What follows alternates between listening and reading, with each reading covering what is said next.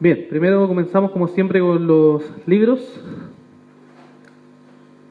Estos son los libros que usé para estudiar el tema de la reforma. Estos son dos libros que uno puede leer para introducirse en el tema de la reforma. De forma general, son historiadores donde uno puede examinar y ver, hay una sección que uno puede ver de los radicales y analizar ahí en cada uno de esos libros cómo la reforma protestante se relaciona con este tema de los radicales.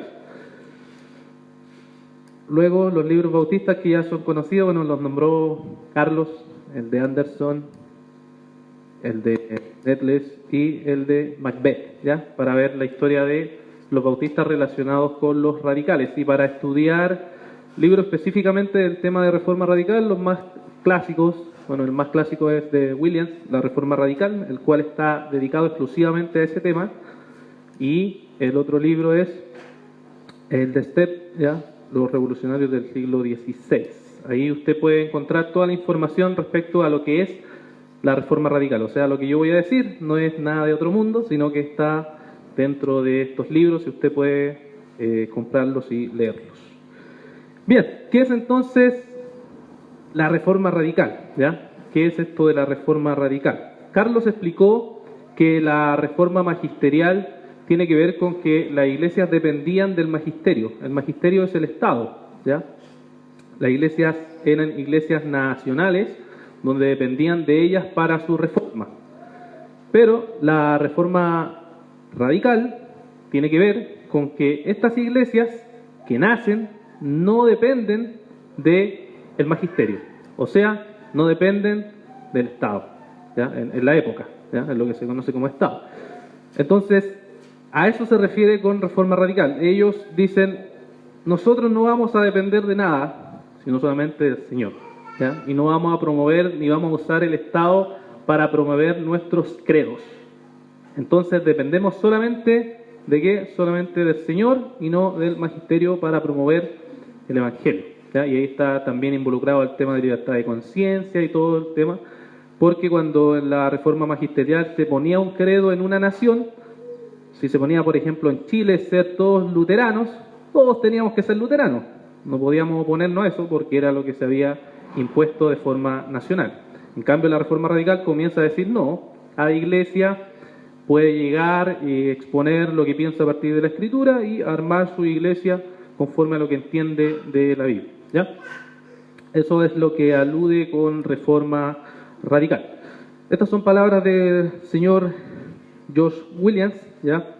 Donde vemos que nos dice una frase ahí: los reformadores surgidos en el seno de la vieja iglesia estaban inspirados en su acción por la idea de la reforma exactamente igual que los reformadores magisteriales. Los anabaptistas, los espiritualistas y los racionalistas actuaban bajo un lema más radical, la restitución. O sea, lo que ellos querían no era solamente reformar la iglesia, ellos querían volver al origen que ellos entendían del libro de los Hechos, ¿ya? Querían volver a ese primitismo, que es una de las creencias que tienen los anabaptistas, que era simplemente volver a todas esas prácticas que ellos veían en el libro de los Hechos. Entonces, el señor Williams nos dice esto, aquí hay otra frase de él, dice, los exponentes de la reforma radical, al abrazar al principio de la restauración fiel a la Iglesia Apostólica, tal como existió en tiempo de los mártires, antes de recibir el apoyo que por razones de prudencia le dio Constantino. Mostraron, sin embargo, entre sí ciertas discrepancias en cuanto ni procedimiento que había que seguir para restaurar o convocar semejante iglesia. O sea, ellos querían armar la iglesia de forma radical, pero discrepaban unas a otras, ¿ya? Y eso es muy importante para entender el tema del anabaptismo, ¿ya? Es muy importante para entender la reforma radical, que habían diversos grupos, ya voy a intentar explicarlo de forma breve, obviamente, porque los grupos son bastantes, digamos, pero intentaremos hacer algo, ¿ya? ¿Quiénes eran entonces estos reformadores radicales? Este es un historiador bautista que dice, ¿cierto?, o divide a estos grupos, o los clasifica de esta manera, ¿ya? Él es uno de los primeros que intentó hacer una clasificación. Dijo, vamos a intentar clasificar a estos grupos anabaptistas, y él hizo esta categoría en un libro que se llama el manual de la historia de la Iglesia. Luego lo siguió el señor Stepp, que fue el primer libro que les mostré al principio, donde él intentó categorizarlos también y los categorizó así, ¿ya? Dijo, para tratar de entender, porque eran muchos grupos, ¿ya? Entonces quería tratar de explicar bien cómo eran estos grupos. Y hizo esta categorización, los biblistas, los inspiracionistas y los racionales, ¿ya? Esto lo avanzamos rápido para que no haya mucha complejidad, ¿ya? Y Williams entonces agarró esta explicación que tenían las personas y la explicó mejor, para que se pudiese entender más claramente. Hizo una nueva explicación del tema, que es su libro, La Reforma Radical, y finalmente las tres categorías que quedaron, que él categorizó de todos estos grupos diversos que habían, eran los anabaptistas, los espiritualistas y los racionalistas, ¿ya? Hay un error evangélico, ¿ya? Eran anabaptistas, espiritualistas y racionalistas. Estos tres grupos eran las tres grandes líneas que existían en todo ese grupo que era parte de lo que es la reforma radical, ¿ya? Y cada uno tenía obviamente su énfasis, ¿ya? Los racionalistas ponían por supremo la razón, los espiritualistas ponían por supremo el espíritu y los anabaptistas ponían por supremo la escritura, ¿ya? Pero igual dentro de los mismos anabaptistas habían diversas líneas o diversas ramas, por eso les digo que es un tema bastante complejo, ¿ya? Pero esa es como la categorización que existe sobre ellos, que es la de Williams. Bien, ahí tenemos entonces el primer grupo, que son los racionalistas, o sea, que ponen la razón como la máxima autoridad. Algunos nombres, sí, de pasada nomás: Miguel Servet, ¿cierto? Bernardino Chino, y otros. El Servet quizás el más conocido, Simón Ginebra, pero ellos ponían, ¿cierto?, a la razón como lo principal. Por tanto, negaban algunas doctrinas o cuestionaban algunas doctrinas. Por ejemplo, la más conocida para nosotros sería el tema de la Trinidad, ¿ya? Ellos generalmente eran personas unitarios, ya reconocían ahí, como bien dice, o enfatizaban la piedad natural, enfatizaban la razón, ponían el énfasis en eso, pero negaron muchos de ellos la Trinidad, ¿ya? ¿Por qué? Porque eran racionales y la doctrina de la Trinidad, como siempre, cuando uno entra en discusión con personas y no las creen, ¿cierto?, y dicen no tiene sentido, entonces la niegan, ¿ya? Tienden a negarla. Y esto es lo que pasaba con el grupo racionalista, ¿ya? No se preocupen por los nombres, después subimos los documentos, ¿ya? Ahí están los espiritualistas, que ponían la autoridad máxima ¿en qué? En el espíritu, supuestamente. Ya el espíritu venía y les hablaba, ¿ya? Y entonces hacían lo que entendían ellos según lo que el espíritu les revelaba, ¿ya? Y habían tres tipos de espiritualistas. Ahí vemos espiritualistas revolucionarios, pietistas y los espiritualistas místicos, ¿ya? Entonces estos tres grupos espiritualistas existían dentro de todo este movimiento. Ahí tenemos los espiritualistas revolucionarios, ¿ya? El máximo representante de este señor Thomas Müntzer, ¿ya? El cual es conocido por la rebelión campesina, o el teólogo de la revolución, como le han dicho por ahí algunos otros escritores, aquel que dijo que Dios le estaba hablando y que tenían que avalar la violencia para establecer el reino de Dios en la tierra, ¿ya? Y por medio de eso, ¿cierto?, iban a traer la revelación de Dios o el reino de Dios a la tierra, lo iban a establecer. Por eso hubo una guerra y Lutero se opuso, escribió contra él, etcétera, y al final terminaron siendo todos asesinados por esa idea que tenían, ¿ya? Él rechazó el bautismo de infantes, pero sin embargo no se bautizó, ¿ya? Bien extraño, pero rechazaba cosas, pero hacía otras, ¿ya? Él es conocido como uno de los espiritualistas revolucionarios.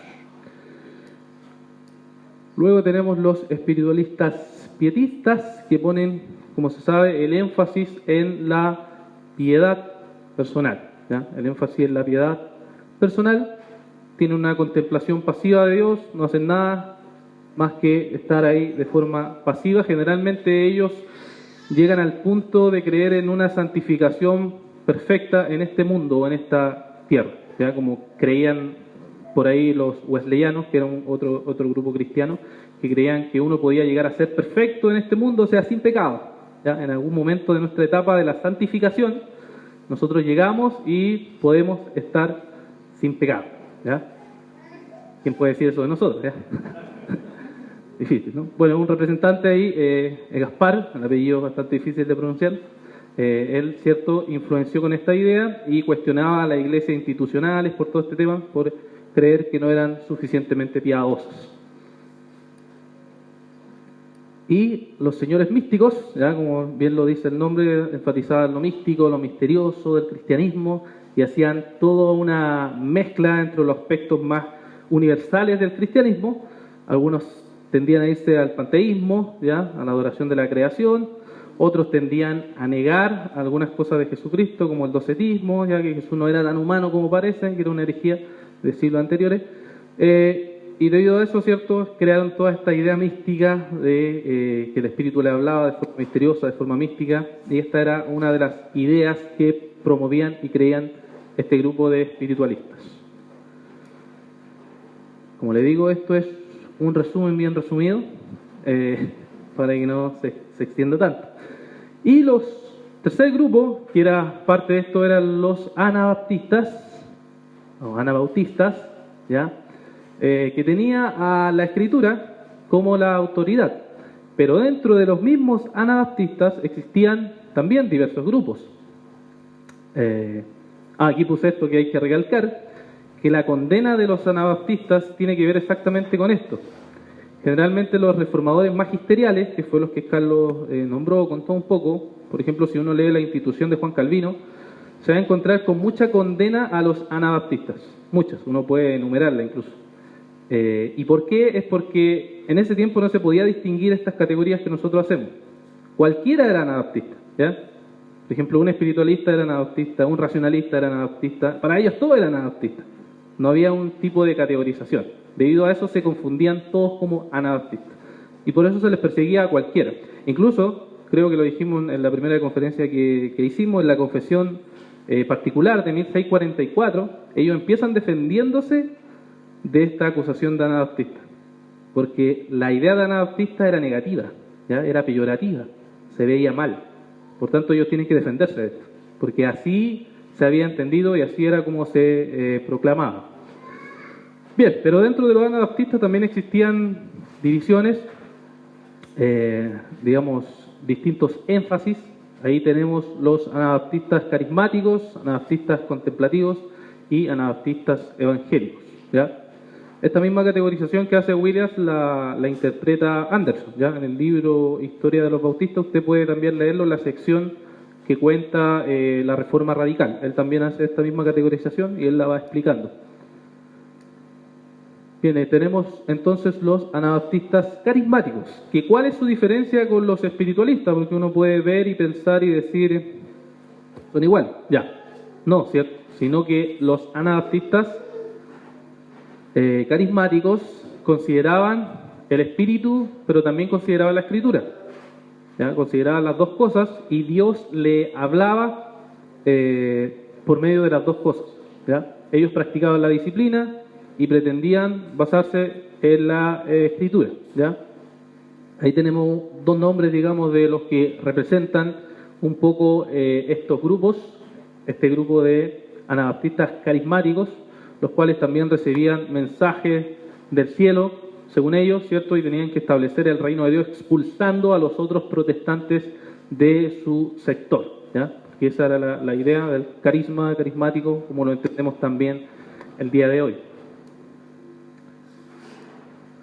Después tenemos a los contemplativos, que eran aquellos que estaban, ¿cierto?, buscando tener una relación interior con el Señor, profunda, y tenían como énfasis el discipulado. Incluso hay una frase de aquel que dice, el Juan Deck, nadie puede seguir a Cristo a menos que le siga con toda su vida, ¿ya? Había un énfasis muy fuerte en el tema del discipulado, ¿ya? Una de las cosas que se puede rescatar de los anabaptistas, que es realmente un discipulado radical, ¿ya? Ellos consideraban el discipulado muy, muy importante.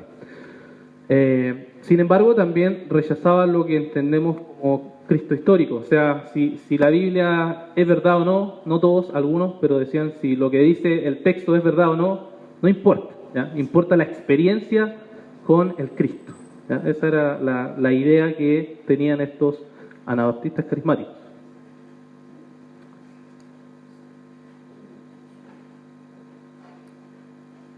Eran anabaptistas contemplativos. Ya. Y el último es anabaptistas evangélicos. ¿Ya? De este grupo es de quien se considera que viene la influencia a los bautistas. ¿Ya? Eso lo dice Anderson, lo dice Williams. Se considera que de ahí viene esta influencia para los bautistas y para un tipo de bautistas. ¿Ya? Bueno, ahí vamos a explicar un poco más de eso, pero estos eran los bautistas evangélicos porque consideraban la Biblia como la palabra de Dios, ¿ya? La Biblia como la palabra de Dios y no como los carismáticos que consideraban también las cosas del espíritu, contemplativo, sino que ellos realmente consideraban la Biblia como palabra de Dios. Y ahí tenemos algunos de estos caballeros importantes de la época, los cuales, cierto, creyeron en estas cosas de anabaptistas. Ahí tenemos el principio de ellos. Esta es una frase que relata cómo comenzó este movimiento. ¿Ya?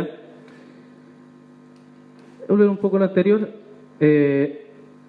Blaurock fue una persona que era considerada como Juan el Bautista, ¿ya? Porque era un hombre muy piadoso y muy fuerte en predicar. ¿Ya? Él dicen que se enfrentaba a cualquier persona y le predicaba el evangelio y fundaba iglesias, andaba por todos lados, por tanto no se ganó la simpatía de las personas que se oponían a él. ¿Ya? Conrado Grebel era una persona que se educó en una familia que tenía mucho dinero, por tanto pudo estudiar desde muy joven las escrituras y las humanidades, y Felipe era un hijo ilegítimo de un sacerdote católico romano. ¿Ya? Y fue becado para estudiar en Francia y dominó el latín, el griego y el hebreo. ¿Ya? Y todos estos tres se hicieron amigos, estando en Suiza, donde estaba Zwinglio, que fue que Carlos nombró, donde se empezó a hacer la reforma. Resulta que Zwinglio, Ulrico Zwinglio, él quería hacer una reforma, pero no quería ir tan allá, ¿ya? No quería ser tan radical. Él compartió con Lutero sus puntos de vista, compartió con Calvino algunos puntos de vista, pero no quería rechazar el tema del bautismo de infantes. Entonces estos tres caballeros llegaron a la conclusión que el bautismo de infantes era una doctrina papista, o sea, de Roma. Era algo que había que dejar, apartarse de esta doctrina que no estaba partiendo de la Escritura. Y tuvieron debates públicos, ¿ya? Habían dos personas, se ponían aquí, estaba el público y votaban quién había ganado el debate. Y votaron todas las veces que Zwinglio ganaba el debate. Por tanto, le dijeron, ustedes tienen 8 días para retractarse, porque si no se retractan, los vamos a perseguir y los vamos a encarcelar y probablemente matar. Entonces, ellos, ahora sí, se juntaron en la casa de Conrado Grebel y pasó esto, ya que es un relato de lo que sucedió, ¿ya? Y aquí es como se entiende como el principio o el comienzo de los anabaptistas evangélicos, ¿ya? Dice que sucedió que estábamos juntos hasta que cayó sobre nosotros una tremenda ansiedad. Caímos de rodillas ante Dios Altísimo y oramos que nos indicase su voluntad divina, porque no fue una cosa de carne y de sangre que nos impulsaba, puesto que bien sabían qué significaba el sufrimiento. ¿Y qué hacen? Se bautizan ellos como adultos, ¿ya? No por inmersión porque todavía no estaba, pero se bautizan como adultos, lo cual era un acto de rebeldía. No era solamente un tema teológico, era también un tema político, porque las personas que tenían hijos y nacían, la forma de inscribirse o el registro civil de la época era el bautismo. Entonces ellos, al rebelarse, estaban rebelándose no solamente teológicamente, sino políticamente. Y era una rebelión contra el Estado o contra el magisterio. Eso es lo que estaban haciendo. Y debido a eso, por supuesto, arriesgaban sus vidas, sus familias, sus hijos, todo. Bueno, entonces, ¿qué pasó con nuestros amigos? Ahí está un poco de la historia que pasó con ellos. Ellos fueron todos perseguidos y asesinados, ¿ya? Jorge Blaurock murió quemado vivo por su fe. Félix fue ahogado como burla de su bautizo. O sea, lo mataban ahogado. Ah, si quieres bautizarte, ya, te amarramos y te ahogamos. Ahí estás bien bautizado, ¿ya? Esa era la especie de burlarse de ellos. Entonces, este era el principio del movimiento anabaptista, o cómo comenzaba, y terminaron todos muertos al principio, ¿ya?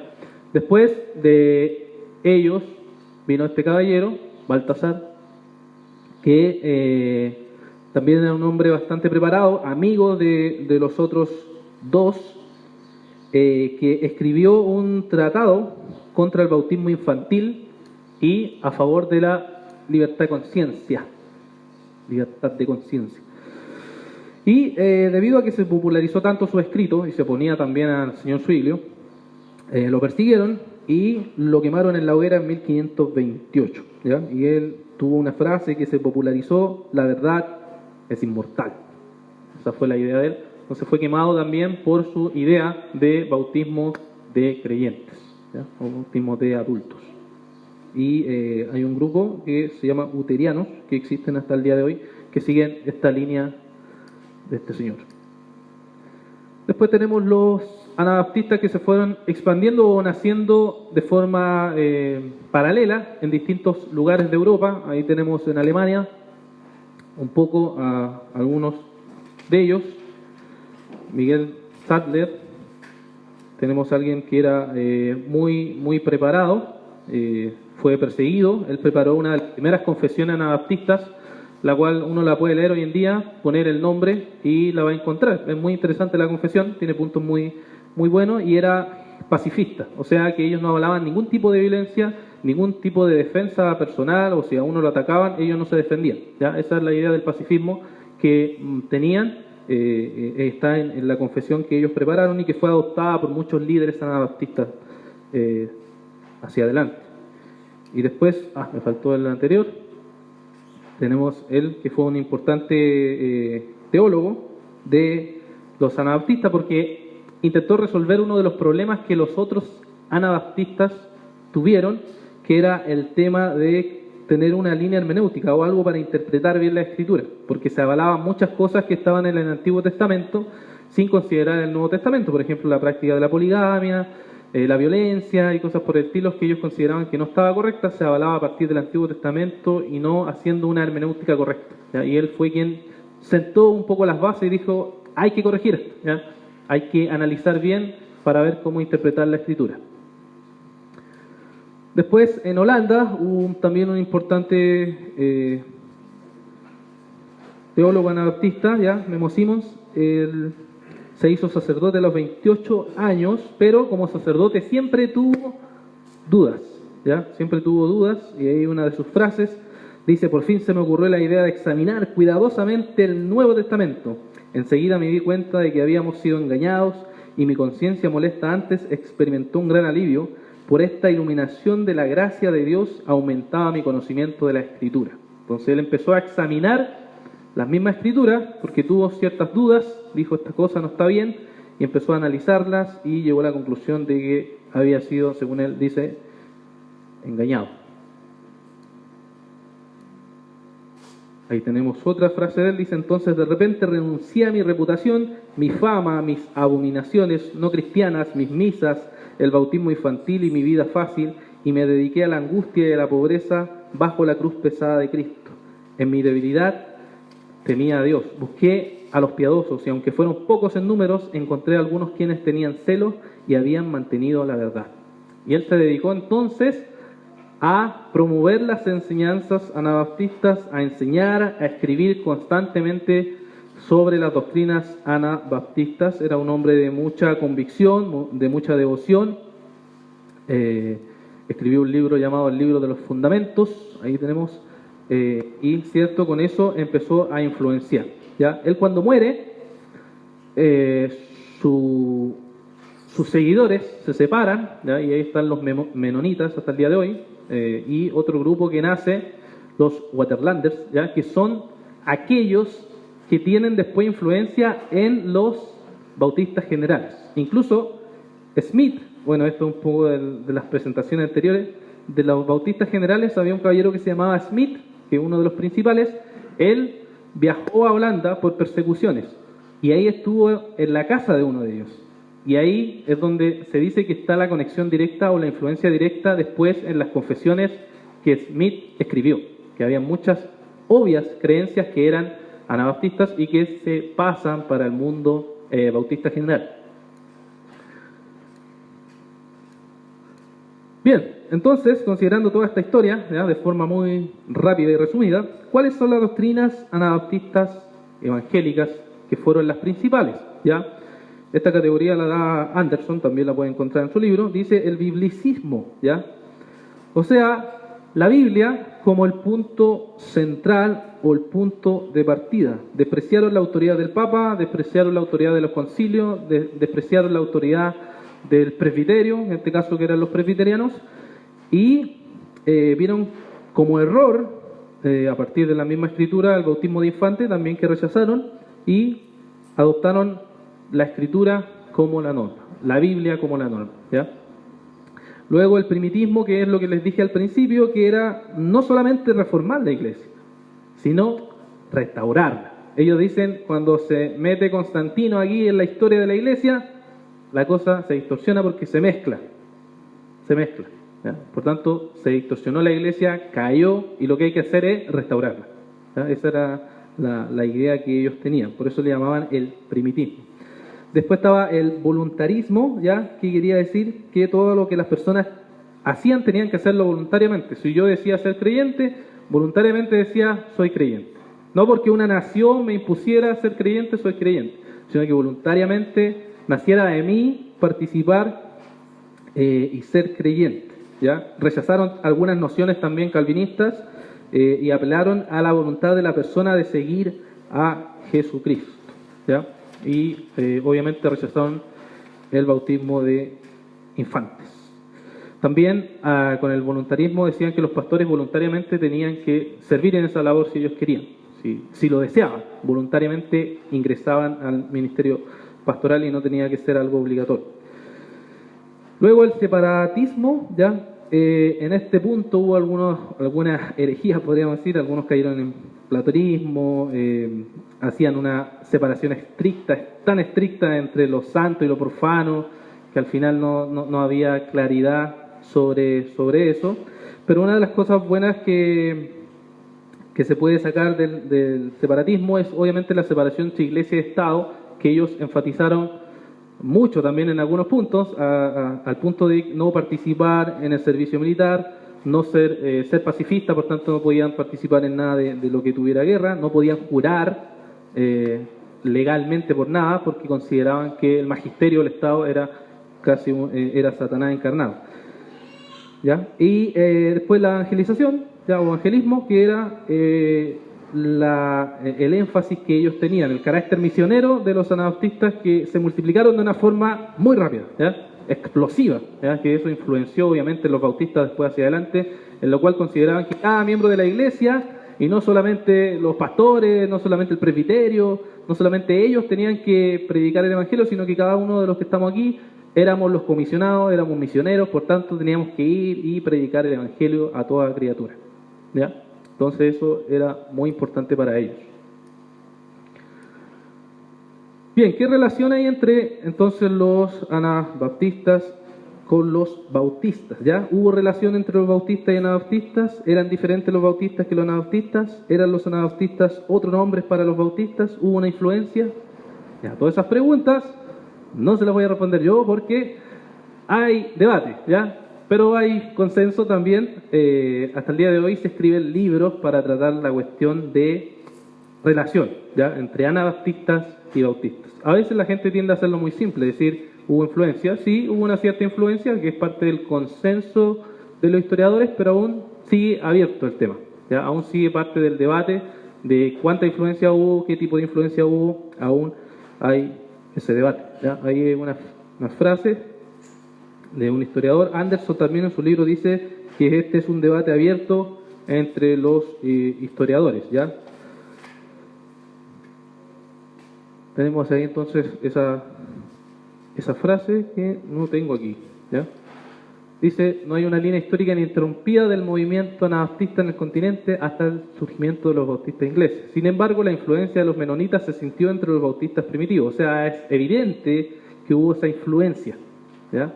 Pero ahí es donde, ¿en qué tipo de bautistas hubo esa influencia? Porque bien, como dijo hermano Carlos, hay esos dos tipos de bautistas, pero ¿en qué bautista hubo esa influencia más marcada? Fue en los bautistas generales. ¿Ya? Ahí tienen otra frase, ya con respecto a la relación entre bautistas y los bautistas. Es seguro decir que estos son los descendientes espirituales de algunos de aquellos. Ninguna continuidad histórica puede ser establecida entre ellos. O sea, no hay vinculación histórica directa, pero sí hay relación espiritual, o sea, influencia, que ellos contribuyeron a los bautistas generales, ¿ya? Tanto se puede establecer con bastante seguridad que los bautistas generales tuvieron esta influencia y luego, obviamente, se influenció a todos los bautistas con esta visión que ellos tenían. Bien, termino con esto. ¿Qué podemos aprender de los anabaptistas en influencia con los bautistas? Hay cosas negativas que uno puede encontrar en los anabaptistas, como hay cosas positivas, ¿ya? Como en todo movimiento, pienso yo, uno puede rescatar cosas y dejar ciertas cosas que no están en lo correcto, como esos distintos tipos de anabaptistas, etc. Ahí tenemos ya la centralidad de la escritura, algo muy importante para los anabaptistas. Nos pone a nosotros como bautistas a pensar también qué tan central es la escritura para nosotros hoy, como lo fue para ellos, como lo fue para los bautistas generales, como lo fue para los bautistas particulares. Qué tan importante es para nosotros, ¿ya? También, en segundo lugar, el voluntarismo, ¿ya? Que tiene mucha relación con la membresía regenerada, que también habló Carlos, y con la vida en comunidad como creyentes, ¿ya? Ese es otro punto muy importante para ellos que se desliga de la centralidad de la escritura, es la vida en comunidad, que ellos querían imitar, ¿cierto?, de restaurar la iglesia. Como ellos querían restaurar la iglesia, querían que viviésemos en comunidad, como lo vemos en el libro de Hechos, ¿ya? Compartiendo los bienes. Algunos llegaban a extremos, por supuesto, pero buscaban esa idea, vivir realmente en comunidad. Luego, el separatismo, tenemos ahí la separación entre iglesia y Estado, que también se puede ver en algunos puntos extremos, pero también podemos sacar las partes buenas, ¿ya? Iglesias hoy en día que dependen totalmente del Estado, como si el Estado fuera El Salvador, ¿ya? Ahí paso un dato para quien quiera leer un libro de un bautista, La idolatría del Estado. La idea de que tenemos hoy en día de que el Estado es todo, ¿ya? Que nosotros es como que lo necesitamos como iglesia. No lo despreciamos, por supuesto, nos sometemos a lo que la Escritura nos dice, pero nuestro central Señor es Dios, quien nos provee, quien nos ayuda, quien nos empuja para avanzar en la obra del Señor. Y finalmente la evangelización, también, que los anabaptistas tenían, que eran personas que estaban totalmente dedicadas a predicar el Evangelio y comprendían que cada uno de nosotros estamos comisionados a predicar el Evangelio a toda criatura, y también a eso podríamos evaluar y pensar qué tan bíblica también, por supuesto, es nuestra evangelización.